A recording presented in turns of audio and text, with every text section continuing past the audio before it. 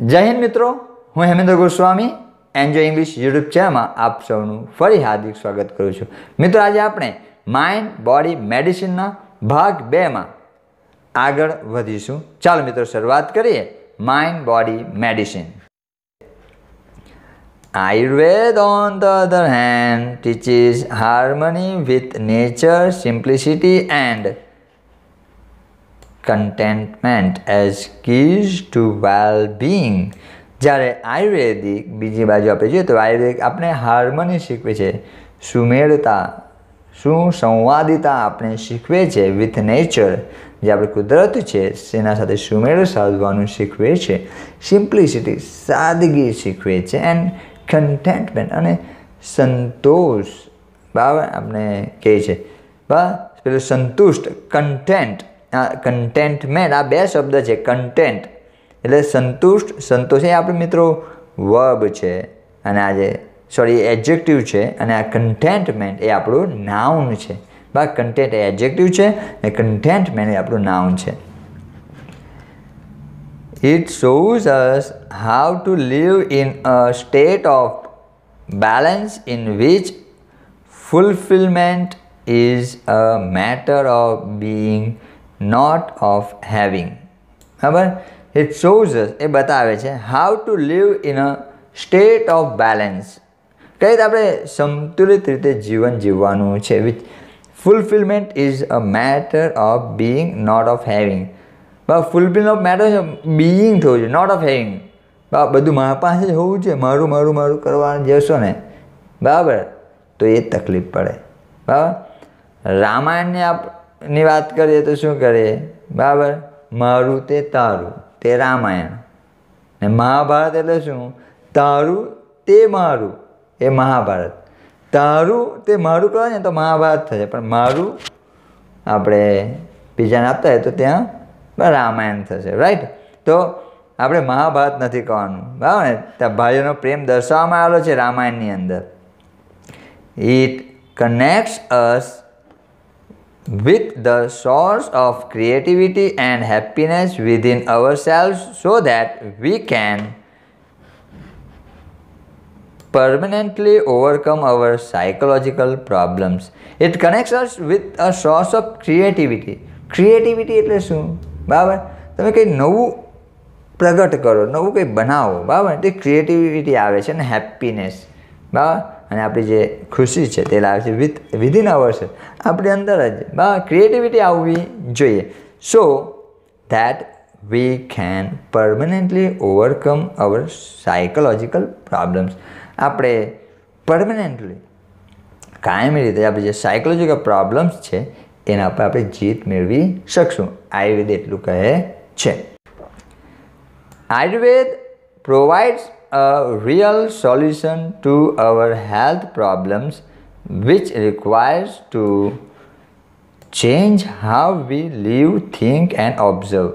Ayurveda provide કરે છે, પૂરું પાડે છે રિયલ સોલ્યુશન, સાચો ઉકેલ ટુ અવર હેલ્થ પ્રોબ્લેમ્સ, આપણી જે શારીરિક જે તકલીફો છે એના માટે, વિચ રિક્વાયર્સ કે જરૂરી છે, to change how we live, આપણે કઈ રીતે જીવીએ છીએ, થિંક વિચારીએ છીએ, અને ઓબ્ઝર્વ આપણે કઈ રીતે નિરીક્ષણ કરીએ છીએ તેના માટે.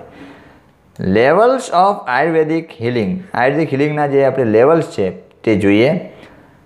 Ayurveda recognises 4 primary levels of healings. 4 level છે બરાબર જે આયુર્વેદે ઓળખી કાઢેલા છે બરાબર ઓફ હિલિંગ્સ. હિલિંગ્સ એટલે સારવાર બરાબર, સારવાર માટેના. ફર્સ્ટ જે છે ડિઝીઝ ટ્રીટમેન્ટ, રોગનું ટ્રીટમેન્ટ, સારવાર, રોગની સારવાર. Second disease prevention. Disease prevention એટલે રોકથામ, રોગની રોકથામ. લાઈફ એન્હાન્સમેન્ટ, આપણે જે જીવન છે બરાબર એને કઈ રીતે લંબાવવું છે તે. અવેરનેસ ડેવલપમેન્ટ, અને અવેરનેસ એટલે જાગૃતતાનો વિકાસ કઈ રીતે કરવાનો છે તે. હા, For most of us, medical treatment begins when we fall ill. મોટાભાગના આપણે મેડિકલ ટ્રીટમેન્ટ ક્યારે શરૂઆત કરીએ? જ્યારે આપણે બીમાર પડીએ છીએ ત્યારે આપણે દવાની શરૂઆત કરીએ છીએ, મેડિકલ ટ્રીટમેન્ટની શરૂઆત કરીએ છીએ. It is a form of disease treatment. બરાબર. હવે એ શું છે? આપણે જે રોગ છે એની સારવારનો એક પ્રકાર છે. Response to condition that has already occurred. જે સ્થિતિ ઓલરેડી જે થઈ ગઈ છે તેને રિસ્પોન્સ આપીએ છીએ અને એને પ્રત્યુત્તર આપતા હોઈએ છીએ. It aims at fixing something already broken. એનો એક જ ધ્યેય છે કે જે ઓલરેડી તૂટી ગયેલું છે બરાબર ને એને ફિક્સ કરવાનું છે. કોઈ વસ્તુ તૂટેલી હોય ને બરાબર એને ફિક્સ કરો તો એ પહેલાં જેવું રહેતું નથી બરાબર. કાચ જે છે બરાબર એ તૂટી ગયેલો હોય ને બરાબર એને પાછળ જોડે તો દેખાય જ કરે. એટલે સંબંધ અને કાચની અંદર તિરાડ પડે ને તે જોડાઈ ગયા પછી બી દેખાયા કરે છે. However, if medicine begins with the treatment of disease, it is a failure because the disease is already harming us. જો તમે દવાની શરૂઆત કરો છો with the treatment of disease, જે રોગ છે એને સારવાર માટે દવાની શરૂઆત કરો છો તે ફેલિયર છે. ભાઈ તમે નિષ્ફળ ગયા કહેવાય. કારણ કે જે રોગ જે છે તેને ઓલરેડી તમને હાર્મ કરે છે, તમને નુકસાન પહોંચાડી રહેલો છે એટલા માટે. At this late stage we are left with no option but using drug and surgery. આ જે લેટ સ્ટેજ છે, જે અંતિમ સ્ટેજ છે તેની અંદર આપણે બીજો કોઈ ઓપ્શન જ નથી, કોઈ વિકલ્પ નથી આપણા પાસે. માત્ર આપણે એક જ કરવું પડે કે દવા લેવી પડે અથવા તો સર્જરી કરવી પડે. અંતિમ જ સ્ટેજ આપણે કહી શકીએ કે આપણે એમાં શું કરવું પડે? દવા લેવાની અને સર્જરી કરવાની છે. Which may have many side effects in the long run. એનાથી લાંબે ગાળે આપણને ઘણી બધી સાઇડ ઇફેક્ટ્સ જોવા મળે છે. A higher level of healing aims at preventing disease before they manifest. Higher level હિલિંગનો એક જ લક્ષ્ય છે કે ભાઈ રોગ આવે છે ને જે દેખાય છે તે પહેલાં એને રોકવાનું છે. રોગ દેખાય તે પહેલાં આપણે રોકી દેવાનું છે. આયુર્વેદિક એ કરી શકે છે. To reach this stage, we ought to consider the facts of our lifestyle, environment, work and psychological condition. To reach the stage, આ સ્ટેજ સુધી પહોંચવા માટે આપણે વિચારવું પડશે the fact of our lifestyle. આપણું જીવન જે છે કે આપણે કઈ રીતે જીવીએ છીએ. બીજું છે એન્વાયરમેન્ટ, જે પર્યાવરણ છે તે વાતાવરણ છે તે વર્ક. બરાબર આપણે કઈ રીતે વર્ક કરીએ છીએ બરાબર આપણું વર્કની વાત કરવામાં આવેલી છે. તે હવે આપણે જે કામો છે ને તે કઈ રીતે તમે કામ કરો છો તે બી ખૂબ અગત્યનું છે. તો એ સાયકોલોજીકલ કન્ડિશન, તમારી જે માનસિક સ્થિતિ છે તે કેવી છે તે જોવાની રહેશે. We must eliminate the wrong factors in our daily lives that makes us helpless to disease. We must eliminate, આપણે દૂર કરવાનું છે જે રોંગ ફેક્ટર્સ, જે ખોટા પરિબળો છે ઇન અવર ડેલી લાઈફ. આપણે જે નિત્ય રોજિંદા જીવનની અંદર જે રોંગ ફેક્ટર છે આપણે એને દૂર કરી દેવાના છે. That make us helpless to disease. આપણે જે રોગ જે છે ને એના પ્રત્યે આપણે હેલ્પલેસ બનાવી દે છે તે આપણે દૂર કરવાનું છે. To some extent we are always sick because our life itself is unstable. To some extent, અમુક હદ સુધી આપણે કામ બીમાર હોઈએ છીએ કારણ કે આપણું જે જીવન છે ને તે અસ્થિર છે. આપણું જીવન જ અસ્થિર છે. તેથી પહેલાં જેના જમાનામાં લોકો એકદમ સ્થિર હતા લાઈફસ્ટાઈલ એમની સ્થિર જ હતી, અત્યારે અસ્થિર જીવન જીવી રહ્યા છીએ. There are always some disease attacking us. હંમેશા કોઈક ને કોઈક રોગ જે છે તે આપણા પર હુમલો કર્યા કરે છે. Particularly in changes of seasons or in aging process. ખાસ કરીને બરાબર ક્યારે, જ્યારે સિઝન બદલાય છે ત્યારે અને એજિંગ પ્રોસેસ ઉંમર વધે છે તેમ. Health is a matter of continual adjustment like navigating a ship upon the sea. Health, આપણું જે હેલ્થ છે શું છે? એ મેટર ઓફ કન્ટિન્યુઅલ એડજસ્ટમેન્ટ, હંમેશા એડજસ્ટમેન્ટ કરતું રહેવું પડે છે. Like navigating a ship upon the sea. Ship જે જહાજ જે છે આપણે હંકારીએ છીએ દરિયાની અંદર, દરિયામાં મોજા ઉછળ્યા કરે તો જો શિપ એડજસ્ટ થયા કરે, એમ હલ્યા કરે, બરાબર ને? આપણું જીવન બી એવું જ છે, બરાબર? હેલ્થને બી આપણે એડજસ્ટમેન્ટ કર્યા કરવું પડે છે. અવર health is an ongoing concern. આપણી જે હેલ્થ છે તે આપણે કાયમી ચિંતા છે આપણે હેલ્થ માટેની. The third level of treatment is life enhancement therapy. Life enhancement, જીવનને વૃદ્ધિની વાત કરીએ છીએ તે લાઈફ એન્હાન્સમેન્ટ ટ્રીટમેન્ટ જોઈએ આપણે. Which aims at improving our vitality and enabling us to live longer. એનો એમ છે કે ભાઈ આપણી જે જીવન શક્તિ છે તેને વધારવાનું છે અને એને સક્ષમ બનાવવાનું છે કે જેથી આપણે લાંબુ જીવન જીવી શકીએ. It does not merely prevent disease but shows us how to increase our positive energy. એ માત્ર રોગને રોકતા નથી, બરાબર ને, બટ બતાવે છે કે ભાઈ આપણે કઈ રીતે આપણી પોઝિટિવ એનર્જીને પણ વધારી શકીએ, એ બી અગત્યનું છે. However, Ayurveda aims at creating health, avoiding disease and helping us live longer.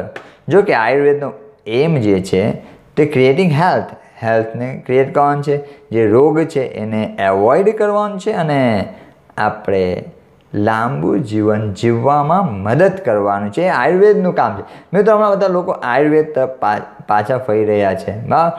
American જે છે તે તો ખાસ, બરાબર? તો આયુર્વેદ તરફ આપણે દરેક જણાએ પાછા ફરવું જોઈએ. The fourth level of Ayurveda healing is awareness development. અને ચોથું જે લેવલ છે, બરાબર, તે શું છે? Awareness development. બરાબર, જાગૃતતાનો વિકાસ કરવાનો છે. બરાબર, આયુર્વેદિક હિલિંગ એટલે જાગૃતતા લાવે છે, ભાઈ આપણે આટલું આટલું કરવું જોઈએ. This requires a spiritual approach to life. એના માટે ખૂબ જ જરૂરી છે કે આપણા જીવન પ્રત્યે જે છે તે સ્પિરિચ્યુઅલ એપ્રોચ રાખવાની છે. સ્પિરિચ્યુઅલ એટલે આધ્યાત્મિક, બરાબર, આપણે એપ્રોચ રાખવાનું છે આપણા જીવન પ્રત્યેનો. To be healthy is important but health is not an end itself. Healthy રહેવું એ ખૂબ જ જરૂરી છે, પરંતુ હેલ્થ જે છે તે જ એનો અંત નથી.